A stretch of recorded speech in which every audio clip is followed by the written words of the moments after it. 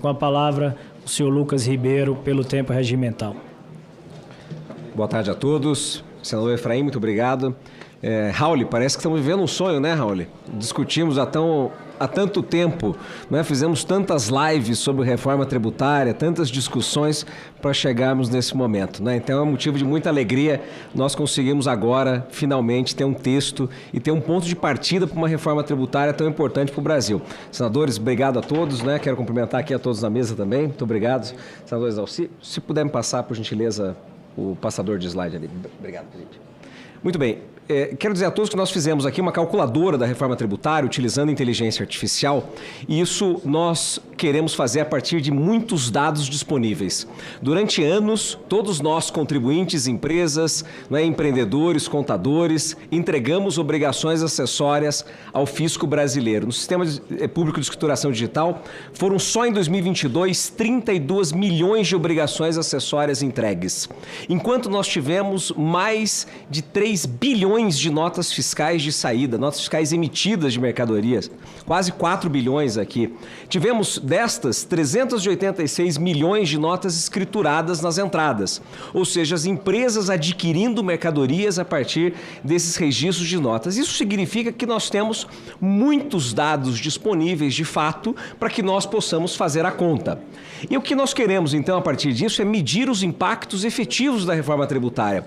Todos aqui comentaram sobre essa grande dificuldade, esse grande desafio, para medir efetivamente por setor, por regime tributário do vendedor e do comprador, por faturamento, por faixa, por porte, por região e até mesmo por tipo de consumidor. Tipos de consumidores que pelo texto terão condições tributárias diferentes.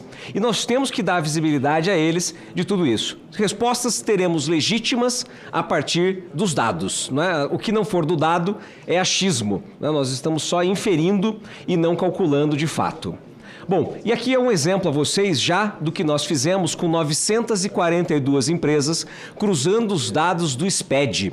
Então nós pegamos os dados dessas empresas em 317 municípios diferentes, com mais de 300 quinais, e mostramos aqui que na composição delas, mantendo os mesmos preços, as mesmas condições da entrada e da saída, senador, que nós temos aqui um aumento efetivo de carga tributária. A indústria que tanto fala que vai pagar menos, não vai pagar menos. Nas nossas contas, as indústrias que fizemos a conta vão pagar um pouquinho a mais. Enquanto o setor de serviços vai pagar muito mais, o setor de construção civil, saúde, educação, todos estes. Quando nós fazemos um recorte lá no KNAI dessas empresas, nós pegamos aqui um setor que muito nos preocupa, que é o da inovação, que é o da tecnologia. A maior parte dos países, até os menores países, senadores, que se desenvolveram tanto, ganharam tanta notoriedade para o mundo, são países que investiram em transformação digital a partir não só dos seus setores públicos, mas privados. Investir em educação de qualidade para que as pessoas possam desenvolver tecnologia. E aqui o setor de tecnologia está pagando 3,5 vezes mais do que paga hoje. Alíquotas que vão sair de 6,13 efetivas sobre receita bruta na arrecadação para alcançarem mais de 22%. E isso se deve ao principal fato de que nós não temos muitos créditos nas entradas no setor de serviços.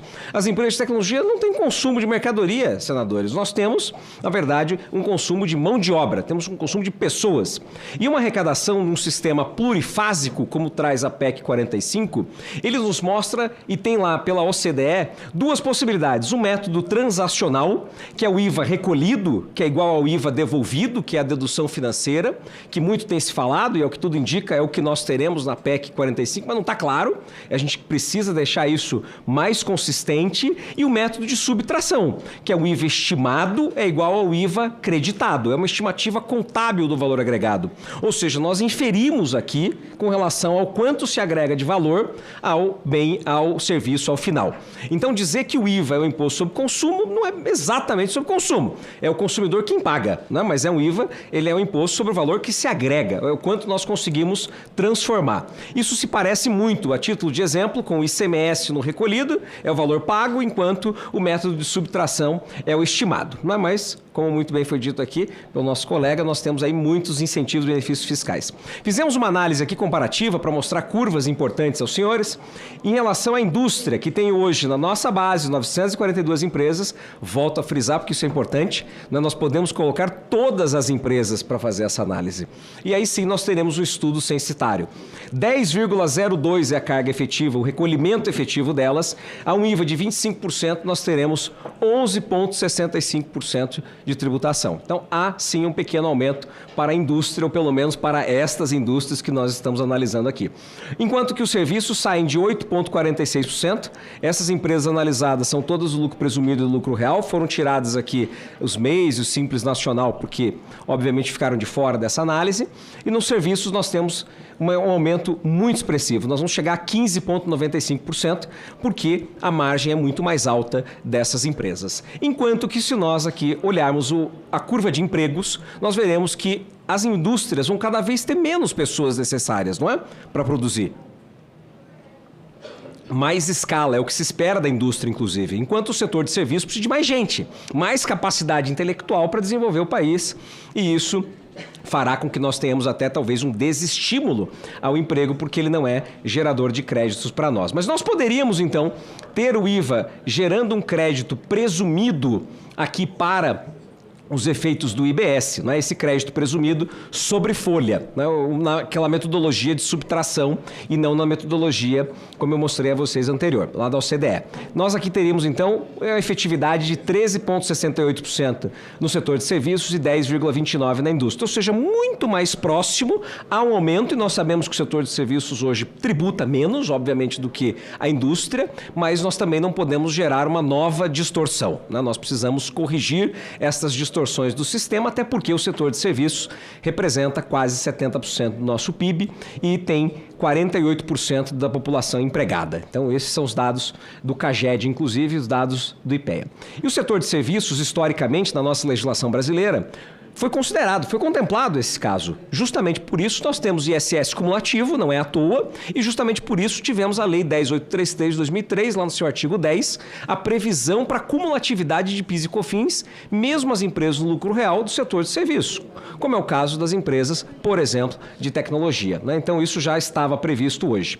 Nós vamos aqui olhar dois exemplos hipotéticos de indústrias, a indústria 1 e a indústria 2 gastando a mesma coisa, vendendo pelo mesmo preço e tributando exatamente o mesmo IVA. A diferença é que uma investiu mais, então ela tem o crédito sobre os seus investimentos, que segundo, inclusive, perguntas e respostas do Ministério da Fazenda é crédito integral, né? Ou seja, não está mais diferido no tempo, mas o custo com o pessoal delas é diferente. Vejam que a indústria que emprega mais, que gasta mais em gente, vai ter um IVA efetivo sobre sua receita bruta em dobro em relação à indústria 1, que foi mais eficiente em máquinas e em equipamentos.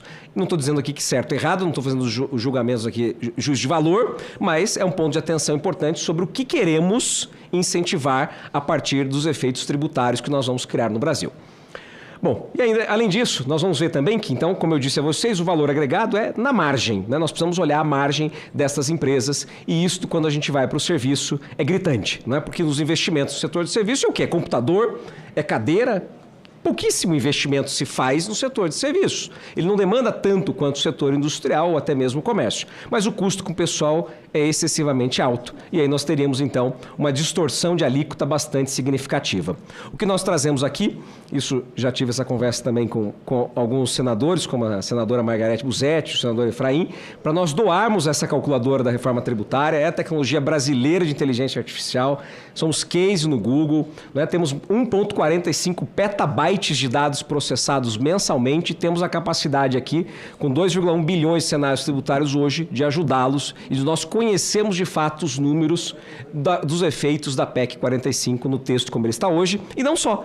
Inclusive nas modificações que queremos fazer, nas leis complementares que vamos redigir, né, na lei complementar, isso tudo vai estar embasado em dados. E aí, para concluir, eu quero mostrar a vocês uma outra preocupação que nós detectamos ao olhar os números na calculadora, que é o ciclo temporal da arrecadação tributária.